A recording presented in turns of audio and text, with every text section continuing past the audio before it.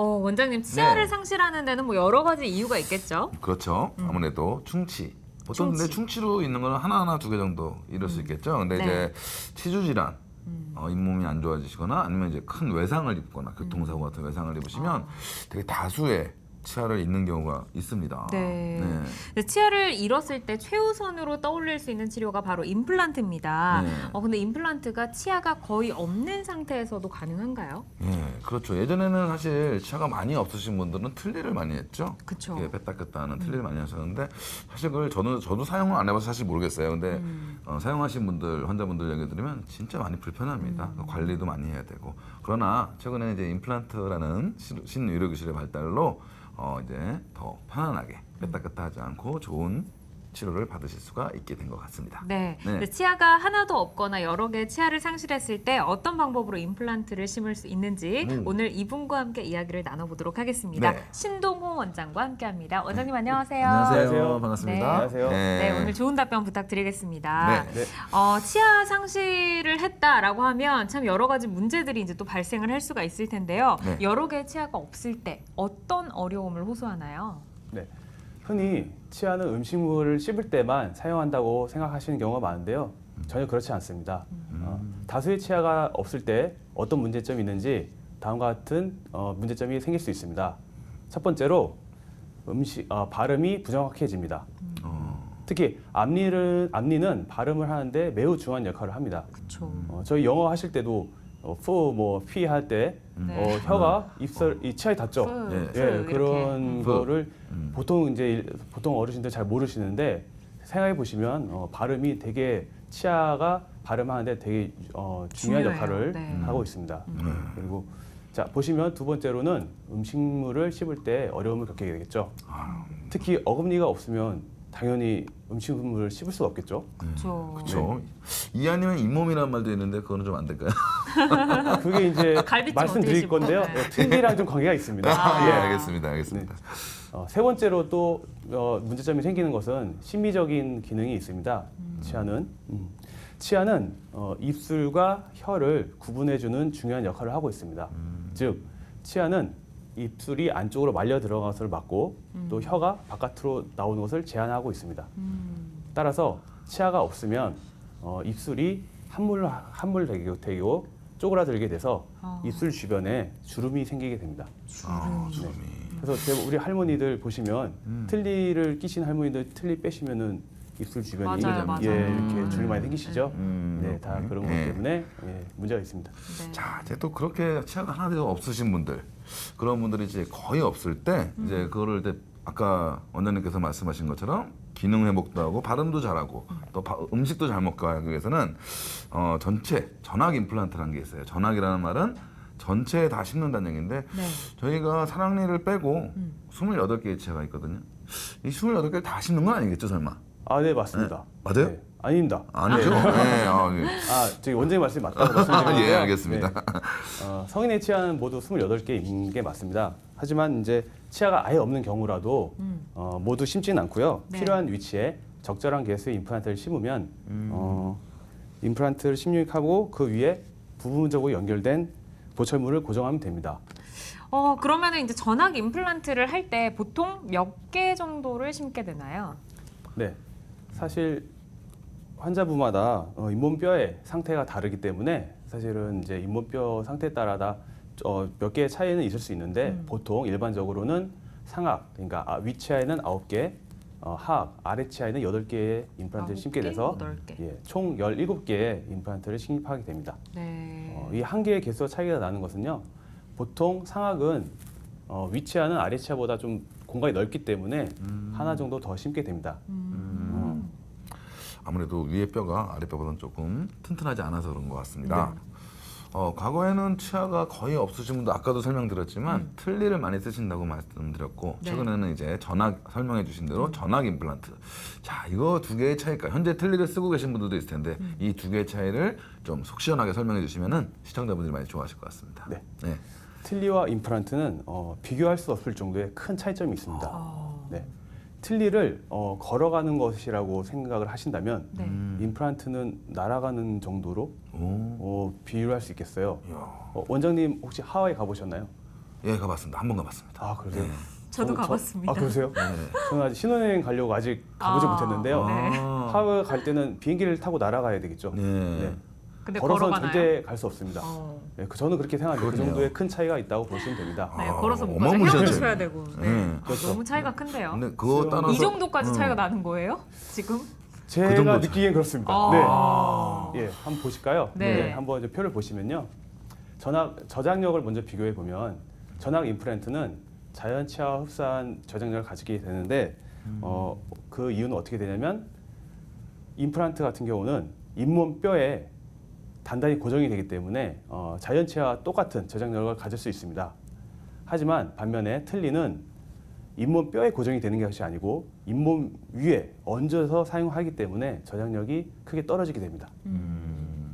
그리고 치료 기간을 보시면 잇몸 뼈 상태에 따라 좀 다르시겠지만 3에서 6개월이 걸리는데요. 그 3에서 6개월이란 임플란트가 잇몸 뼈와 단단히 고정되는데 필요한 시간입니다. 이거는 누구나 또 시간이 걸리는 거기 때문에 어쩔 수 없이 그 정도 시간이 걸린다고 볼 수 있고요.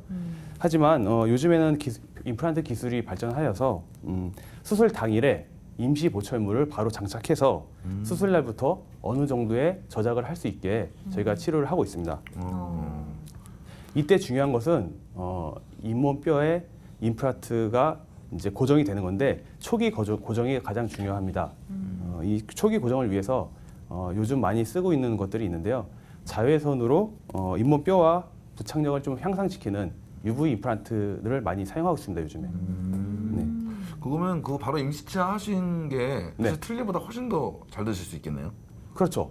어떻게 보면 치료 기간을 그 당일로 볼 수도 있는 게 부드러운 음식은 바로 좀 식사를 가능할 수 있게 합니다. 요즘에는. 그래서 네.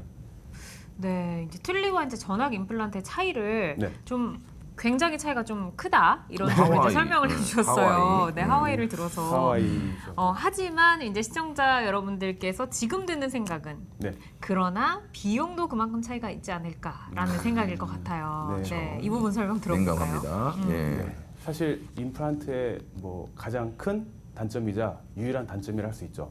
비용적인 문제가 분명히 있습니다.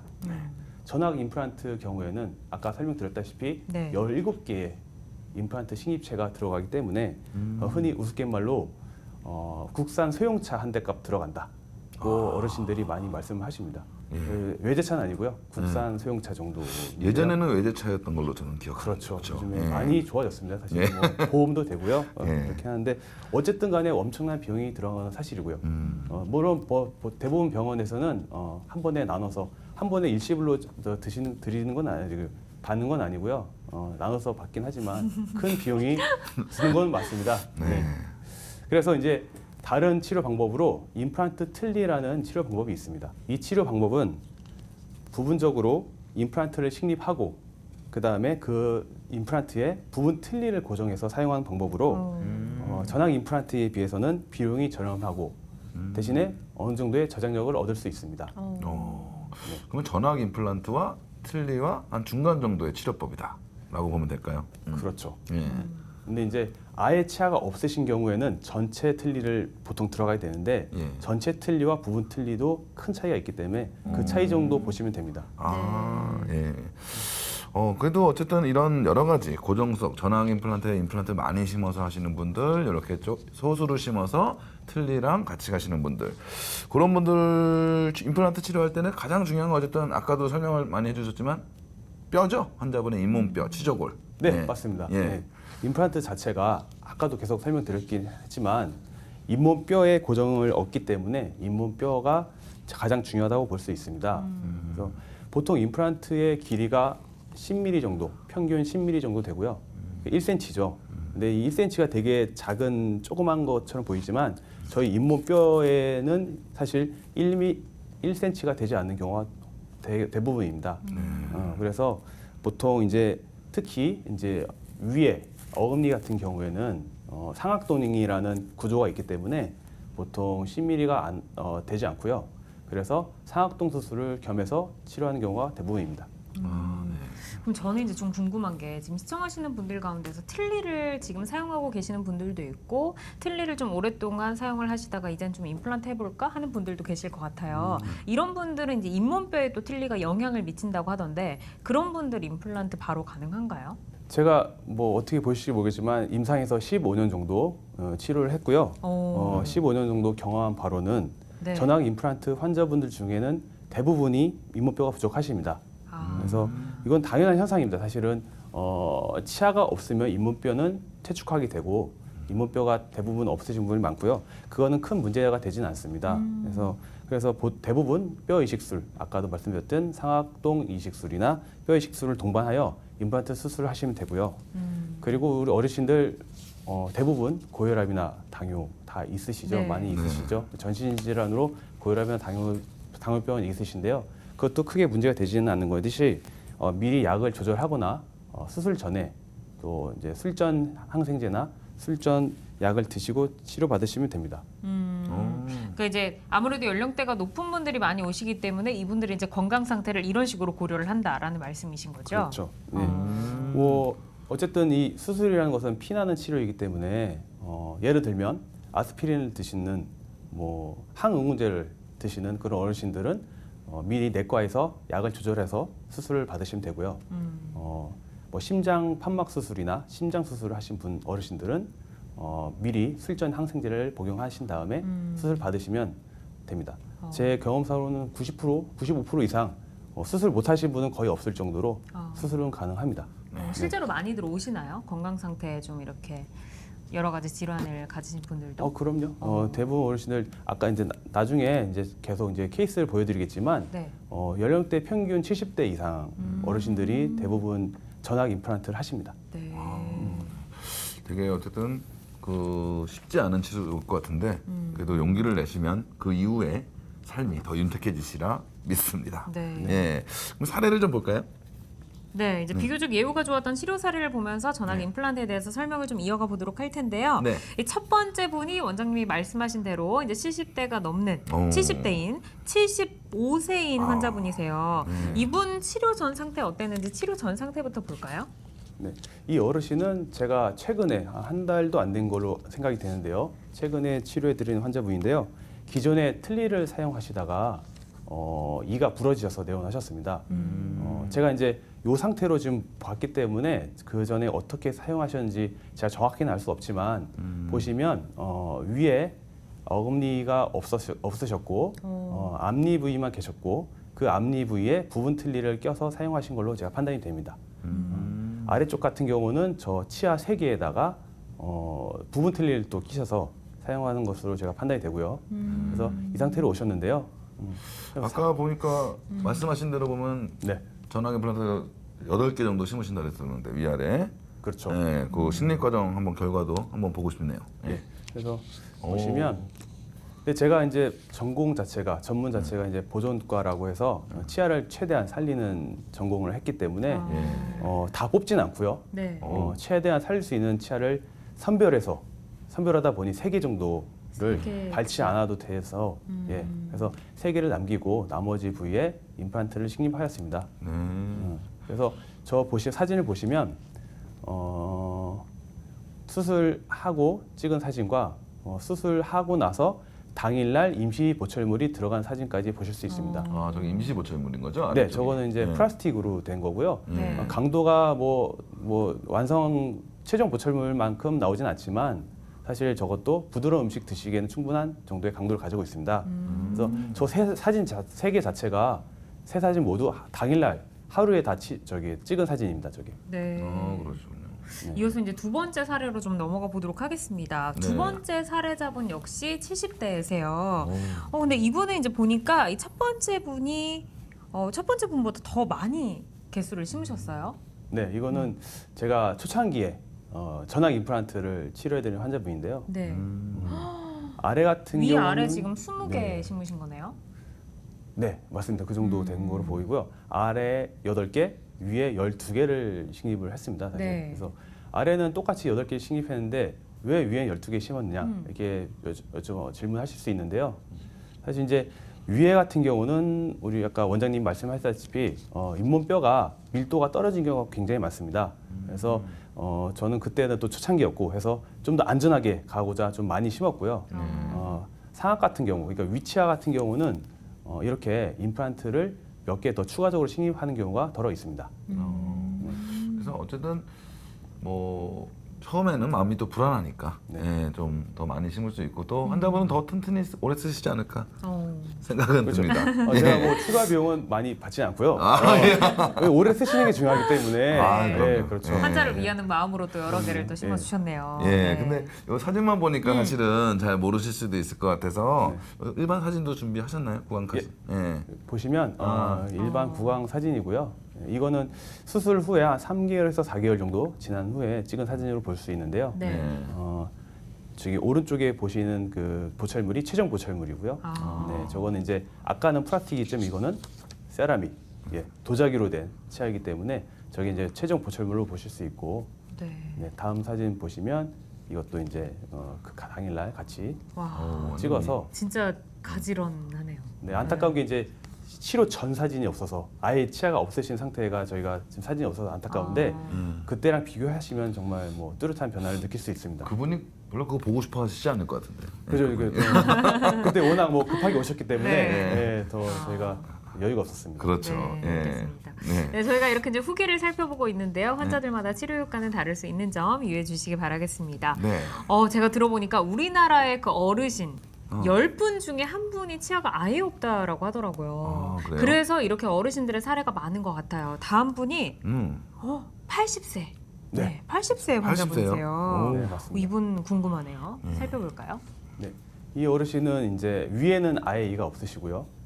아래쪽은 앞니 부위만 있으신 상태로 오셨고요. 네.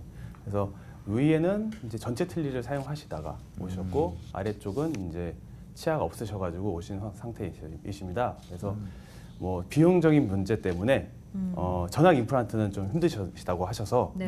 아까 말씀드렸던 그 임플란트 틀니 쪽으로 치료 계획을 잡아서 진행한 겁니다. 그래서 보시면 위에는 6개의 임플란트를 식립하였고요. 그 6개의 임플란트에 임플란트 보철을 하였고 그 임플란트 보철물에다가 부분 틀니를 고정하여 사용하였습니다. 네. 네. 아래쪽은 이제 그 원래 있는 치아에다가 이제 부분 틀니를 또 넣어서 위아래 저장력에 문제가 없도록 이렇게 하였고 전악 임플란트에 비해서는 임플란트 개수가 확연히 줄어들게 됐죠. 그래서 비용적인 문제도 좀 해결이 되시고 거기다가 저장력도 회복을 할 수 있고 이렇게 해서 치료를 진행하였습니다. 또 80세시니까 또 너무 과도한 또 수술은 또 본인도 원하시지 않았을 수도 있을 것 같아요. 네, 이 어르신이 그런 말씀 많이 하셔요. 그죠? 내가 살아봤자 얼마나 살아야겠어. 뭐 이런 말씀 하시는데 아유, 근데 이게 100세 시대인데. 시대인데. 그렇죠. 항상 그 얘기 합니다. 예. 이걸 하시면 더 오래 사십니다. 이렇게 말씀드립니다. 그럼요. 잘 먹고 그러셔야 또 영양분도 섭취가 잘 되시고 그럴 것 같은데요. 아까 유빈 씨는 어르신이라고 아까 말씀하셨는데 네. 10명 중 한 분. 어르신이 나이가 어떻게 몇 살로 생각하세요? 어르신 뭐 요즘 네. 어르신은 사실 그러니까요. 뭐 75세 이상? 아니 뭐 오. 다 어르신이시긴 하지만 또 100세 시대다 보니까 60부터 또 인생이 다시 출발을 하잖아요. 그렇죠. 그러면은 최소한 이제 70세 이상은 좀 넘으셔야. 네. 저도 어렸을 때는 어르신 하면은 이제 보통 60세 환갑을 기준으로 예전에는 환갑 예전에는 잔치했잖아요. 그렇죠. 네. 예. 요즘은 잘 안 한다고 요즘은 그냥 하더라고요. 생일 잔치. 그냥 밥 한 번 먹는 걸로. 맞아요. 60대로 어른수를 생각했었거든요. 저는 개인적으로. 그래서 네. 지금 70대와 80대 사진을 보여주셨는데 60대, 65세부터 보험 혜택이 되죠. 네, 맞습니다. 그러니까 60대 만으로. 전악 임플란트 네. 치료 한번 보고 싶네요. 혹시 있으시면. 예. 자, 보시면 이 어르신은 제가 정말 기억이 많이 나는 저기 아버님인데 네. 정말로 특이하게도 이 아버님과 형님도 있어. 형제가 두 분이 계신데요. 예. 이 형제분이 똑같이 위에 치아는 없으시고 아래 앞니만 계셔가지고 내원을 하셨는데 동생분이 먼저 내원을 하셨습니다. 네. 내원하셔서 치료 상담 받으시고 제가 치료를 해드렸더니 그 형님은 미국에 사시는데 미국에서 오셔가지고 치료를 받으신 케이스라서 제가 너무 기억이 많이 나는 어르신인데요. 보시면은 이 어르신도 위에는 4개 정도 심어서 앞니부터 작은 어금니까지 임플란트로 보철을 하였고요. 이렇게 되면은 웃으실 때 보이는 부위까지는 임플란트가 계속 이제 유지가 됩니다. 이렇게 되고 아래쪽에 임플란트를 어금니 부위에 심어서 이렇게 수복을 하였습니다. 그래서 여기다가 이제 위에는 임플란트 틀니가 들어가게 돼서 훨씬 이제 비용적인 면도 줄일 수 있고 저장력은 훨씬 향상되는 상태가 될 수 있습니다. 이분 같은 경우는 이제 67세시니까 앞으로 오래오래 임플란트 쓰셔야 되잖아요. 네, 그렇죠. 네, 우리 아버님이 이제 오래 사용할 수 있는 꿀팁 같은 게 혹시 있을까요? 임플란트를 오래 사용할 수 있는 비법. 가장 좋은 것은 치과에 자주 내원하셔서 네. 문제가 혹시 있는지 미리미리 점검하시는 게 제일 중요하지만 자주 오실 수 없으신 경우가 형님은 또 많잖아요. 자주 못 오시잖아요. 그렇죠. 네. 그런 경우에는 임플란트 같은 경우는 썩지는 않습니다. 말 그대로 그 세라믹으로 돼 있기 때문에 충치는 생기지 않지만 네. 잇몸 질환에 일으킬 수 있습니다. 자연 치아와 똑같이 잇몸 질환이 생길 수가 있기 때문에 평소에 양치하는 것이 가장 중요하고요. 그리고 보통은 임플란트 같은 경우는 치아 하나당 하나씩 심지 않기 때문에 여러 개 연결해서 사용하는 경우가 대부분입니다. 그러니까 흔히 얘기하는 브릿지라고 하죠. 브릿지처럼 치아 여러 개 연결이 돼 있기 때문에 그 치간 칫솔이나 치실을 충분히 많이 사용하셔야 잇몸 질환이 걸리지 않습니다. 그러면 어쨌든 이솔질 플러스 구강 보조용품들도 많이 사용하는 게 좋다. 그러면 이 사실 환자분들도 궁금해하시는 분들이 많으실 텐데 그 보통 스케일링 하잖아요. 네네. 근데 이런 임플란트 같은 경우는 또 같이 스케일링을 같이 해야 되나 아니면 이게 뭐 따로 특별히 받는 방법이 있나요? 네. 스케일링을 합니다. 임플란트도 하는데요. 대신에 임플란트는 구조 자체가 그냥 금속과 달리 티타늄이 좀 첨가가 돼 있기 때문에 그냥 스케일러를 사용하시면 안 되고요. 그건 병원에서 운영해야 되는 부분이지만 임플란트를 위한 스케일러 팁이 따로 있습니다. 그래서 그것을 사용해야 임플란트 자체에 흠집이 나지 않고 깨끗이 청소가 될 수 있습니다. 이것도 기억하셔야겠네요. 본인이 임플란트가 있는데 예를 들어 사진을 안 찍고 가면 모르는 경우도 있잖아요. 그때는 꼭 그쵸. 임플란트가 있다는 것을 치과에 설명을 해주시고 네. 거기에 맞는 스캐닝을 받으셔야 되는 것도 꿀팁이실 것 같아요. 네. 예.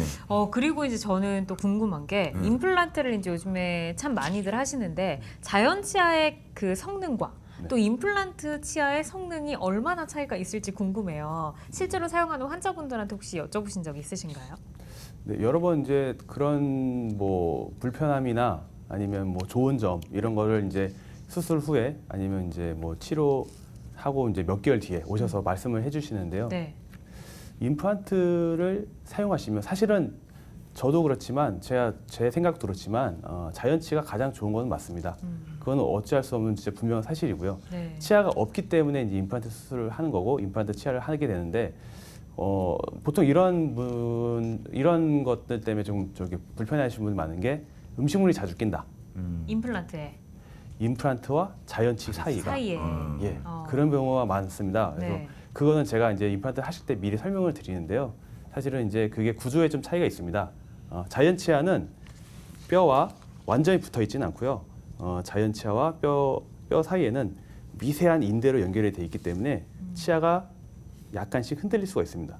미세하게 약간 이렇게 움직일 수가 있는데요. 임플란트는 뼈와 임플란트가 완전히 붙어 있습니다. 그래서 절대 고정이 되어 있기 때문에 움직이지가 않습니다. 따라서 그 사이에 음식물이 끼는 게 대부분의 제일 불편해하시는 부분이라 할 수 있습니다. 보니까는 임플란트 하신 분들을 위한 칫솔도 또 따로 나와 있더라고요. 그래서 임플란트 하신 분들이라면 이렇게 좀 특수한 구강용품으로 관리를 좀 특별하게 하셔야 되는 건지 아니면은 그냥 원래대로 일반 칫솔 사용하면서 하셔도 되는 건지 그거는 이제 궁금합니다. 제 생각에는 의사마다 그건 조금 의견은 다를 수 있지만 견해가 조금씩. 예 그렇죠. 근데 제 생각에는 어떤 용품을 사용하나보다는 어떻게 잘 닦느냐가 더 중요하다고 생각이 들고요. 네. 임플란트 같은 경우는 신경도 없고 그 자체가 자기 치아는 아니기 때문에 나빠지기 전에는 잘 모릅니다. 자연치 같은 경우는 충치가 생기거나 문제가 생겼을 때 바로 이가 시리거나 아프거나 증상이 나타나는데요. 임플란트 같은 경우에는 어느 순간 잇몸뼈가 녹아 있어서 내원했더니 이가 안 좋다. 이렇게 해서 오시면 이미 좀 안 좋아진 경우가 꽤 많습니다. 특히나 이제 임플란트는 잇몸 질환의 염증에 좀 취약해서 염증이 생겨서 부어 있다 하면 이미 조금 문제가 생긴 경우가 많기 때문에 아무런 문제가 없으시더라도 한 번씩 정기적으로 오시는 게 가장 중요하다고 볼 수 있습니다. 사실 그 임플란트가 있는 곳은 뭐 제가 한마디 이제 덧붙여드리면 네. 임플란트가 자기 치아가 있는 곳은 쉽게 얘기하면은 되게 단단한 잇몸이 있는 반면에 치아가 빠지고 임플란트가 들어가는 데는 뭐 신원장님도 아시겠지만 네. 잇몸이 약해집니다. 임플란트 하고 나가는 순간부터 난 끝이다라고 생각하시는 환자분들 많은데 절대 안 됩니다. 자기 치아보다도 더 관리를 써주시고 정기적인 치과 방문 꼭 해주셔야 한다는 거 명심해 주셨으면 네, 좋겠습니다. 이제 지금 명심할 부분을 원장님께서 네. 말씀을 해주셨는데 제가 다시 한번 질문을 좀 드려보도록 하겠습니다. 사실 이 임플란트가 난이도 높은 사실 치료이기도 하고 굉장히 큰 마음을 먹고 도전을 하시는 분들도 계시잖아요. 그래서 관리를 꼼꼼하게 하셔야 될 것 같은데 맞아요. 어떤 주의사항들 우리 시청자분들께서 좀 가져가야 될까요? 네, 임플란트는 자연 치아와 많이 유사한 면이 있지만 분명히 다른 점이 많습니다. 먼저 임플란트는 위아래로 씹는 힘에는 자연 치아보다 강하다고 볼 수도 있는데요. 옆으로 미는 힘, 즉 측방력이라고 하죠. 측방력에는 좀 취약한 면이 있습니다. 따라서 음식을 이게 잡고 뜯는 그런 힘을 가하지 않는 것이 중요합니다. 네. 그리고 하나 더 있는데요. 네. 임플란트는 자연치보다 잇몸 염증에 좀 취약합니다. 그래서 염증이 생기면 빠르게 임플란트 그 식립체를 따라서 이 염증이 진행이 되기 때문에 아무런 문제가 없다고 하더라도 6개월에 한 번, 자주 잇몸이 부으시는 경우에는 3개월에 한 번에서 4개월에 한 번 내원하셔서 한 번씩 엑스레이를 찍거나 상태를 보시는 것이 좋습니다. 네. 보통 이제 저희 스케일링 보험이 1년에 한 번 되죠. 네, 젊으신 맞아요. 분들이나 누구나 1년에 한 번 되고 또 어르신 분들은 또 잇몸 치료를 위한 스케일링도 보험이 다 됩니다. 그래서 아까 말씀하신 대로 6개월에 한 번은 꼭 가셨으면 좋겠고 본인이 많이 잇몸이 약하거나 임플란트 개수가 많다 그러시는 분들 3개월에 한 번 또 신동 원장님께서 추천하셨으니까 네. 잊지 마시고 치과는 좀 이렇게 자주 갈수록 나쁠 건 없을 것 같습니다. 네. 예. 이제 마지막 질문을 드려보도록 하겠습니다. 우리나라 어르신 두 분 중에 한 분은 치아나 잇몸 질환 때문에 정상적인 식사가 불가능하다라는 이야기를 좀 들었어요. 굉장히 좀 안타까운 현실인데 어르신들이 치아를 건강하게 관리할 수 있는 방법이 혹시 따로 있을까요? 사람은 누구나 늙습니다. 네, 네. 슬픈 이야기지만 제가 너무 슬픈 이야기했죠. 네. 네. 약간 팩폭. 네, 사람은 누구나 늙다시피 치아도 노화 현상이 생깁니다. 네. 그래서 그것은 바로 이제 잇몸뼈가 조금씩 내려가게 되는 건데요. 잇몸뼈가 내려가게 되면 치아 사이사이가 구멍이 생기게 되죠. 구멍이 생기게 돼서 그냥 양치질로는 깨끗하게 양치가 되지 않습니다. 그래서 치간 칫솔을 사용하셔서 치간 칫솔. 치아 사이사이를 좀 꼼꼼히 닦아주시는 것이 되게 중요하고요. 네. 또 잇몸뼈가 내려가게 되면 치아 뿌리가 드러나게 됩니다. 치아 뿌리가 드러나게 되면 이가 좀 시리는 경우가 많고요. 또 치아 뿌리는 치아 머리 부위보다는 충치에 매우 취약합니다. 한마디로 잘 썩게 되는 거죠. 네. 그래서 치근 우식증이라고 해서 뿌리를 치아 머리보다는 뿌리가 잘 썩게 되는 부분이 있기 때문에 치아 뿌리의 충치를 예방하기 위해서는 불소도포, 치과에서 불소도포를 하는 경우도 있고요. 보통 어린 아이들 이제 양치 안 되는 것 때문에 불소도포를 많이 하는데요. 어르신들도 불소도포가 도움이 될 수 있습니다. 또는 뭐 집에서는 불소가 든 치약을 사용하시는 것도 충치 예방에 좀 도움이 될 수 있습니다. 네. 그래서 사실은 좋은 말씀 많이 해주셨고요. 사실 저희가 10대, 20대 때, 30대 때까지는 이제 충치와의 싸움, 그리고 40대 이후 저부터 시작된 것 같은데 40대 이후는 잇몸과의 싸움이라는 얘기를 많이 합니다. 잇몸과의 그래서 싸움. 어르신들은 특히나 어르신들 보면 충치 많이 막 새로 생기시는 분 사실 많지 않잖아요, 그렇죠? 그렇죠. 간혹 있을 뿐이지 많지 않은데 잇몸이 무너지는 거와의 사실 싸움이라고 생각합니다. 여러 가지 다양한 원인이 있겠지만 그래도 임플란트라는 좋은 치료법이 나온 만큼 앞으로 100세 시대에 네. 식사를 못 하시는 어르신들이 최소화되지 않을까 생각을 해봅니다. 네. 치아 상실은 이제 치아 건강은 물론이고 우리 전신 건강까지 무너뜨릴 수 있다라는 사실을 또 오늘 이렇게 접하게 됐는데요. 네. 지금까지 여러분의 치아를 이롭게 하는 전문 상식 당신의 이치 신동호 원장과 이야기 나눠봤습니다. 네. 원장님 좋은 말씀 감사합니다. 네, 감사합니다. 네.